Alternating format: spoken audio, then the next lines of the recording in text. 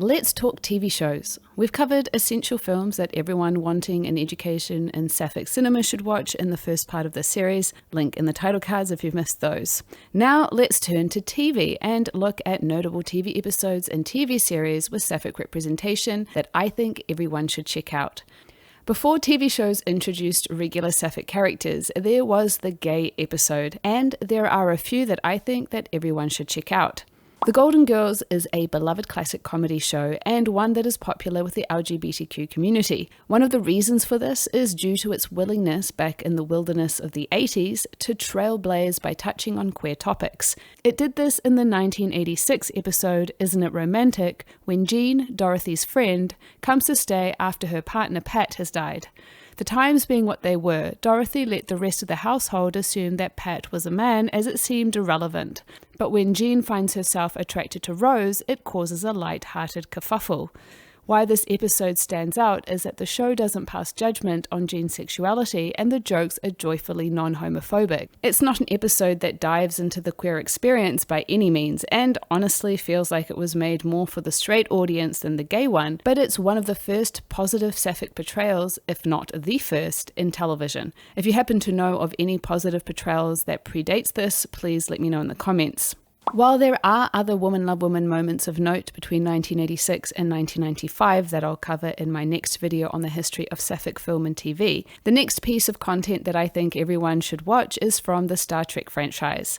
Deep Space Nine decided to explore a same-sex storyline in the episode Rejoined, where the main character of Jadzia Dax meets her wife from a previous lifetime. Jadzia is a Trill, which is a humanoid species which is joined with the symbiont Dax, essentially a slug-like creature that can pass through multiple Trill hosts over the length of its lifetime. When a symbiont changes host, they retain their memory, but it is expected that all ties to the previous life is cut, which includes not rekindling any relationships.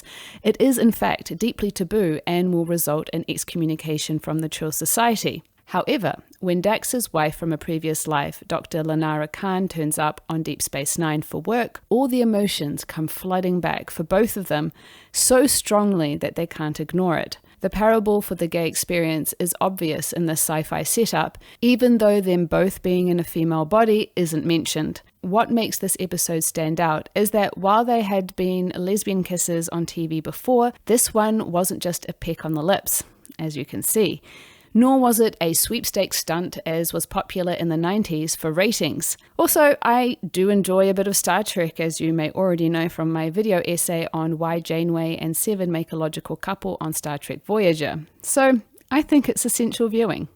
The puppy episode on the sitcom Ellen is a seminal moment in the history of sapphic TV, where the character of Ellen Morgan comes out on the sitcom at the same time as Ellen DeGeneres comes out in real life. It was deeply impactful on queer representation, both paving the way and scaring the queer community at how savage the backlash was. The ratings plummeted and the show was cancelled at the end of the 5th season, which did mean that the show got to explore how Ellen stepped into her sexuality over an entire season, so there is that. However, Ellen DeGeneres struggled to find work for years after, and Laura Dern, who played the love interest in the puppy episode, despite coming off the wildly successful Jurassic Park, didn't work for a year and a half afterwards. The show had been teasing Ellen's coming out through the 4th season and took that final step out of the closet when Ellen meets and has an immediate affinity with the lesbian Susan. She realizes that she's been repressing an important part of herself and ends up coming out. Let's move on to TV series. If you've been following my channel, you will not be surprised to see this one on the list. Xena was a historical fantasy show about a warrior who, with her sidekick Gabrielle, roamed the Greek countryside seeking redemption from her evil warlording ways. It was a show that was dealing with some dark themes, but also had no problem switching to straight-up comedy episodes. She was amongst the new wave of fleshed-out female protagonists of the 90s, along with characters like Dana Scully of The X-Files and Catherine Janeway of Star Trek Voyager. And I've heard say that Xena was part of the inspiration for another series on this list, Buffy the Vampire Slayer. What's so gay about the show? Well, pretty much everything. She and Gabrielle quickly became lesbian icons. While the show could never explicitly come out and say that Xena and Gabby were a couple, the show went to all lengths to show that they were, and in so doing garnered an army of loyal Xena fans that continue even today. If you're curious, I've made a series going over their gayest moments, so check out the playlist in the title cards at the top of the screen. Now, while the backlash was intense with Ellen's coming out, it did open the way for the next wave of lesbian representation. No longer cloistered to special episodes or to subtext, the next major woman love woman storyline to grace the TV screen was Willow and Tara on Buffy the Vampire Slayer starting in season 4. Willow had previously been in a relationship with the guy, but after that ended, a romance blossomed when she met Tara at university and they became a long-term couple on the show.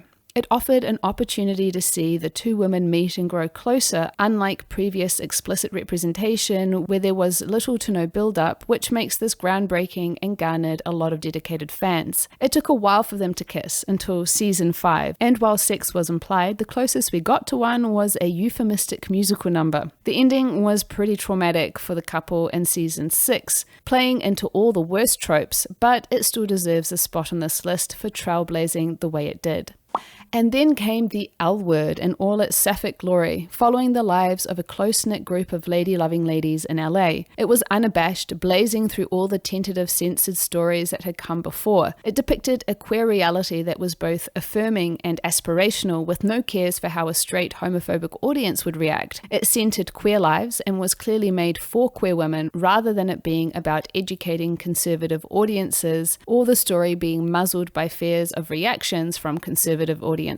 And it had more than just a queer character. The vast majority of the characters were queer, and they were out and proud. It's not a perfect show by any stretch. It pandered to the male gaze with lots of explicit sex scenes and faltered badly in some areas, especially in its attempt to portray a trans character. But if I had to pick just one iconic sapphic show from this list, this would have to be it.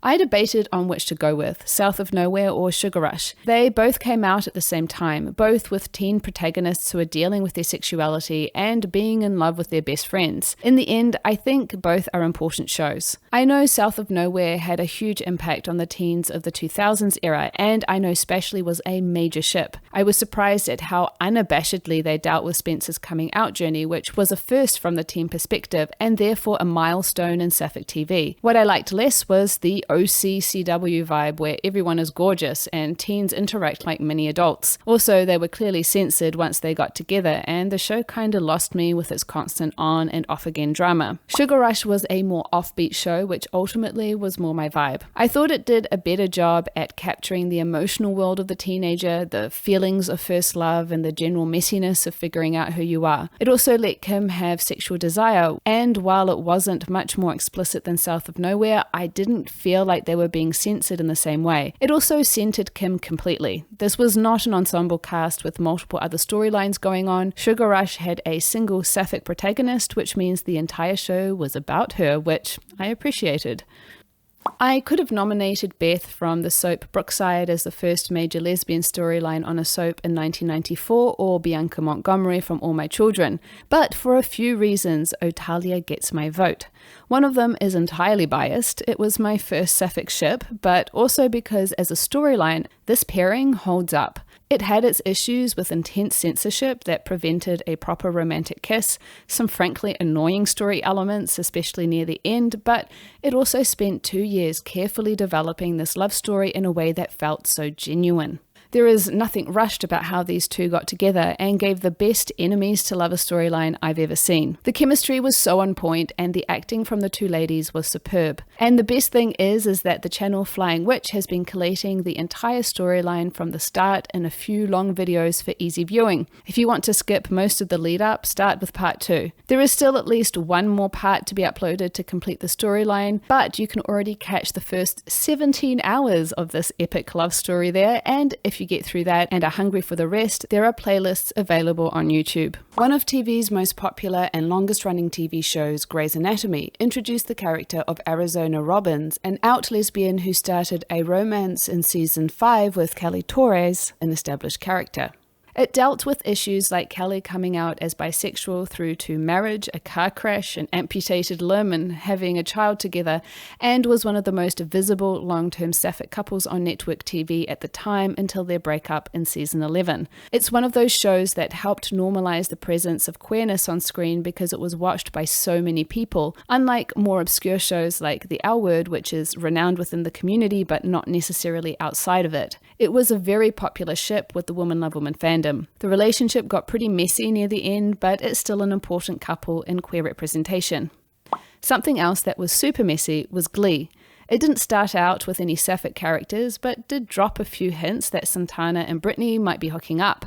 Audiences really responded to that, asking for it to be made official, and, in a rare turn of events, the show did just that, going as far as to having the couple marry in the final season. There was also, of course, the epic subtext ship of Faberry, which is also part of sapphic film and TV history. But that aside, you may be wondering why this show is making an appearance given the huge turn in popularity it suffered in later seasons. It started out as fresh, irreverent, sharp and fun with its snappy dialogue, outrageous stories and musical numbers, but by the end these same things felt like limp letters. That is to say, deeply unpalatable. The ending, however, doesn't change that in the beginning it was a show that celebrated the outcast, those who were different, which is why it connected so strongly with queer youth at the time, and so it's on this list. The Fosters heralded the breaking of new ground. It took the family drama show and instead of a mum and dad, gave the family two mums in the shape of Steph and Lena. The majority of the drama revolved around the kids, but they got their own storyline and they had their own share of couple issues, but essentially presented a united, stable front for their three children and two foster kids that joined them. The chemistry of the two mums was beautiful, and in a landscape where a lot of woman love woman couples revolve around the coming together or the breaking up, it's nice to have a show where the couple are established and living their everyday lives, something I would guess most of us aspire to. Orange is the New Black was also a cultural phenomenon and one of the original breakout streaming shows. Like Grey's and GLEE, the popularity of the show spread far beyond the sapphic community. While the other two shows had straight leads, this one was different in that it had a bisexual woman at the helm and then many more sapphic characters in addition to that. I also have to shout out the landmark character of Sophia Boussette, which was a game changer for trans representation. With the show, we got to see a diversity of not just female characters, but of queer female characters, even if I didn't like where a lot of them ended up. But it was a prison show, so yeah, I guess I should have expected that. Piper may have technically been the white lead, but let's be real, she ultimately wasn't. She was just the gateway to more diverse storytelling, and that makes this an important sapphic show to watch. Ah yes, Clexa. I had to touch on Clexa. It took a bisexual lead and had her fall in love with the enemy, more or less, and did this beautiful job of slowly building that relationship in such a way that it garnered thousands of adoring fans who really connected with that storyline. And then, of course, that horrific ending at the same time as a slew of other unfortunate endings for Woman Love Woman characters in 2016. It ignited a high-profile campaign against the bury your gays trope. It led to the Trevor Project to help LGBTQ youth, among other things, and helped put a critical lens on lesbian representation. With that kind of impact, it would be impossible for me to leave this off this list. I am including the show not so much for the wildly popular Supercorp subtext ship, although if you're into subtext ships that don't ever become canon, this is a doozy. Instead, I include it for the coming out story of Alex Danvers in season 2 and the subsequent romance with Maggie Sawyer, until it kind of went pear-shaped because actress Florence Lima had other commitments. But to that point, the writing and the emotional authenticity that actress Kyla Lee brought to Alex's journey makes this a standout coming out story that I think everyone should watch. With the increased representation of Woman Love Woman characters on TV, we got to see more diversity in the types of characters. With Sense8, we finally got a sapphic trans woman on our screens on a major TV show, and with it came the ability to explore new facets of the queer female experience. Important was that this depiction showed an empowered trans character in a loving relationship, a possible vision of what can be in a landscape that often likes to focus on trauma for the benefit of the cis audience. The show was created by the Wachowski sisters, which makes sense since they are both trans women themselves, and brought to it not just good representation, but the same mind-bending storytelling that made The Matrix such a phenomenon. At the same time as all the lesbians were dying on TV in 2016, Wynonna Earp burst onto sapphic screens to reassure Woman Love Woman audiences that it was possible to do sapphic representation right. Wynonna's sister, Waverly, quickly discovered that she had a thing for Nicole Hort, the local law enforcement. They begin a relationship that isn't without its ups and downs, but throughout the adventure, their love for each other is strong, and the fear that it would end with a dead lesbian was quickly dismissed. It was a show that helped reassure a skittish sapphic fan base that it was possible to create a Woman Love Woman storyline that could end without tragedy, which cannot be said for Killing Eve. While it started out strong with its first season, the subsequent ones were a downhill spiral ending in season 4, which was, to put it succinctly, an absolute disaster. But it's still a show that I think should be on this list. Less for it being a good show to watch, although I was good with the first 3 seasons, but more to see what a train wreck looks like. To see how far a show can fall when entrusted to the wrong person. Killing Eve was a certified phenomenon that outstripped any others on this list in popularity, with 2 female protagonists that were fresh and exciting. The chemistry between them was phenomenal, the tension palpable, and it was mishandled atrociously. I did a critique on how Killing Eve ended, so check that out if you want to go deeper into what went down. A material that was handled with far more care was Gentleman Jack. The mere fact that it was based on a real-life lesbian who left behind detailed diaries of not just her business dealings in coal but her many romantic conquests with women makes it worthy of this list, but added to it was excellent writing, performances, and production quality. It challenged our very narrow ideas of what women could be back then. Anne Lister, with the privilege of her wealth, was able to create a remarkable life for herself, one where she